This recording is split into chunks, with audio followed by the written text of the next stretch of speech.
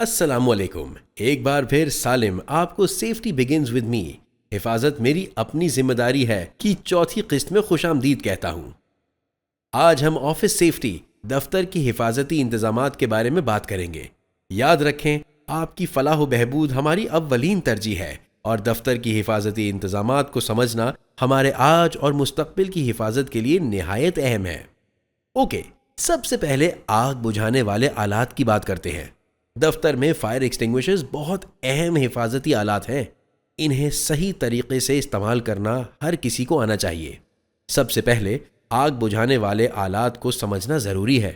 PTCL के offices में multi class DCP खुश्क कीमियाई पाउडर और कार्बन डाइऑक्साइड CO2 एक्सटिंग्विशर्स मौजूद हैं।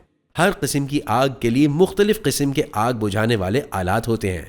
क्लास ए कागज़, कपड़े जैसे जलने वाले सामान के लिए। क्लास बी पेट्रोल, डीजल जैसे जलने वाले लिक्विड्स के लिए। क्लास सी बिजली से लगने वाली आग के लिए। क्लास डी धात या मेटल्स की आग। क्लास के बावर्ची खाने में तेल की आग। फायर एक्सटिंग्विशर चलाने के लिए पास रूल याद रखें। पी पुल खींचना। फायर एक्सटिंग्विशर के ऊपर वाले हिस्से से पिन निकालें और सील तोड़ दें। ए एम हदफ लेना। नोजल या होज को शोले के नीचे के हिस्से बेस पर महफूज और तजवीज़ करदा फासले से एम करें। एस स्क्वीज हैंडल को जोर से दबाएं ताकि बुझाने वाला मादा निकल जाए। एस स्वीप नोजल या होज को दाएं बाएं साइड टू साइड घुमाते हुए इस्तेमाल करें जब तक आग मुकम्मल तौर पर बुझ ना जाए। एक्सटिंग्विशर का इस्तेमाल महफूज फासले से शुरू करें और जैसे जैसे आग कम हो आगे बढ़ते जाएं। इस्तेमाल के बाद का तरीका पोस्ट यूज़ प्रोसीजर ज़रूर अपनाएं। चाहे आपने थोड़ा सा ही एक्सटिंग्विशर यूज़ किया हो, उसे किसी माहिर से चेक करवाएं और दोबारा भरवाएं। फायर एक्सटिंग्विशर के इस्तेमाल की इत्तला बिल्डिंग के मालिक या पीई को दें। बराए मेहरबानी ये भी यकीनी बनाएं कि आप फायर एक्सटिंग्विशर के इस्तेमाल की फॉर्मल ट्रेनिंग मुकम्मल करें जिसमें फायर एक्सटिंग्विशर्स का इस्तेमाल शामिल हो। फायर एक्सटिंग्विशर्स आसानी से दस्तयाब, बगैर किसी रुकावट के और मुमकिन आग के खतरों के करीब एक महफूज जगह पर होने चाहिए। अर्गोनॉमिक्स इंसानी जिस्म के लिहाज से काम की सहूलत और मुनासबत का इल्म। ये एक साइंसी नज़्म ज़ब्त है जो इस बात से मुताल्लिक़ है कि इंसान किसी सिस्टम के दूसरे हिस्सों के साथ किस तरह इंटरैक्ट करता है। इसमें यह शामिल है फर्नीचर को किस तरह एडजस्ट करना कि पोस्चर बेहतर हो, आलात को ऐसे डिज़ाइन करना जो आसानी से संभाले जा सकें और ऐसे इंटरफेस बनाना जो आसानी से इस्तेमाल हो। कुछ बेहतरीन अर्गोनॉमिक की मिसालें ये हैं। ये यकीनी बनाएं कि आपके ऑफिस चेयर आपकी बैकबोन स्पाइनल कर्व्स को सहारा देती हो। चेयर की ऊंचाई को इस तरह एडजस्ट करें कि आपके पांव ज़मीन पर या फुट रेस्ट पर सीधे रखें और आपकी रानें थाइज ज़मीन के मुतवाज़ी हों। आर्म रेस्ट ऐसे हों कि आपके कंधे रिलैक्स रहें, यानी कोई प्रेशर महसूस ना हो। अपने डेस्क सेटअप के लिए मॉनिटर को सीधा अपने सामने इस तरह रखें कि वो बाजू की लंबाई के फासले पर हो।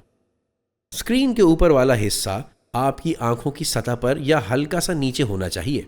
कीबोर्ड और माउस को एक दूसरे के करीब और उस ऊंचाई पर रखें कि आपकी कलाई, रिस्ट गैर जानिबदार पोजीशन में रहे। कोशिश करें कि सही पोस्चर बरकरार रखें। अपना सर सीधा गर्दन के ऊपर रखें। झुककर बैठने से परहेज करें और अपनी कोहनियों को जिस्म से करीब रखें और 90 डिग्री के एंगल पर मोड़ा हुआ रखें। हर 30 से 60 मिनट के बाद छोटे छोटे वक्फे लें। उठकर खड़े हो जाएं, स्ट्रेच करें या थोड़ा चल फिर लें ताकि थकन और जिस्म पर दबाव कम हो। आंखों के तनाव को कम करने के लिए 20-20-20 रूल अपनाएं। हर 20 मिनट बाद किसी ऐसी चीज़ को देखें जो 20 फुट दूर हो, कम से कम 20 सेकंड के लिए। हाइड्रेटेड रहें, अच्छी ग़िज़ा का एहतमाम करें और किसी भी दर्द या तकलीफ़ को शुरू में ही एड्रेस करें। अगर ज़रूरत हो तो ट्रेंड साइट पर फर्स्ट एडर से मशवरा करें। अब आइए लिफ्ट सेफ्टी पर नज़र डालते हैं। कुछ ऐसे काम हैं जो हम कर सकते हैं ताकि हम लिफ्ट का सही और महफूज तरीके से इस्तेमाल करें। हमेशा लिफ्ट की मैक्सिमम कैपेसिटी वाली निशानदही साइनेज का ख्याल रखें ताकि ओवरलोडिंग से बचा जा सके। लिफ्ट के दरवाज़ों से दूर खड़े रहें और अंदर जाने से पहले पैसेंजर्स को बाहर निकलने का मौका दें। ध्यान से लिफ्ट में दाखिल हों और निकलें। अपने कदम देखकर चलें ताकि ठोकर लगने से बचा जा सके।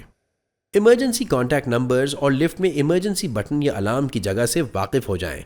इसे सिर्फ हंगामी सूरत हाल में ही इस्तेमाल करें। कभी भी लिफ्ट के दरवाजों को रोकने की कोशिश ना करें और ना ही जबरदस्ती उन्हें खोलने या बंद करने की कोशिश करें।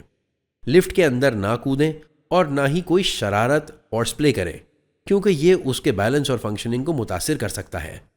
अगर लिफ्ट में कोई अजीब आवाज, झटके या गैर मामूली हरकत या दरवाजों का ठीक से काम ना करना नजर आए तो फौरन सपोर्ट टीम को रिपोर्ट करें। इलेक्ट्रिक शॉक्स, बिजली के झटके भी ऑफिस के माहौल में एक संगीन खतरा है। ये कुछ मुफीद तजावीज़ हैं जो आपको बिजली से मुतालिक खतरों से बचने में मदद देंगी। टूटे हुए या डैमेज शुदा इलेक्ट्रिकल कॉर्ड्स को चेक करें। बिजली के आलात को पानी से दूर रखें। माइक्रोवेव या किसी भी बिजली के आले का इस्तेमाल करने से पहले हाथों को सुखा लें। एक ही सॉकेट या सर्किट में ज्यादा आलात लगाने से परहेज करें ताकि ओवरलोडिंग और शॉर्ट सर्किट से बचा जा सके। चीजें रखने की जगह में किसी भी तरह के बिजली मसाइल को फौरन बिल्डिंग ओनर या सिक्योरिटी गार्ड को रिपोर्ट करें। ठीक है, आखिरी टॉपिक है इंडोर एयर क्वालिटी, यानी अंदरूनी हवा का मयार। इससे मुराद है इमारतों और दीगर ढांचों के अंदर और आसपास की हवा का मयार। यहाँ कुछ तजावीज़ हैं जो अच्छी हवा का मयार बरकरार रखने में मददगार हो सकती हैं। तमाम इलाकों को बाकायदगी से साफ करें ताकि धूल, मैल और दूसरे ज़र्रात कम हो जाएं। ऐसे मसनूआत का इस्तेमाल महदूद करें जिनमें VOCs गैर मुस्तहकम नामियाती मुरकबात मौजूद हों, जैसे कि कुछ क्लीनर्स, एयरोसॉल स्प्रेज, पेंट्स और सॉल्वेंट्स। ये जहन में रखें कि PTCL तमाम इमारतों में सख्त नो स्मोकिंग पॉलिसी पर अमल करता है। अगर आपको स्मोकिंग करनी हो तो बराए मेहरबानी सिर्फ मुकर्रर शुदा बाहर स्मोकिंग एरियाज का ही इस्तेमाल करें। फिलहाल के लिए इतना ही। सेफ रहें, हेल्दी रहें और अपना ख्याल रखें।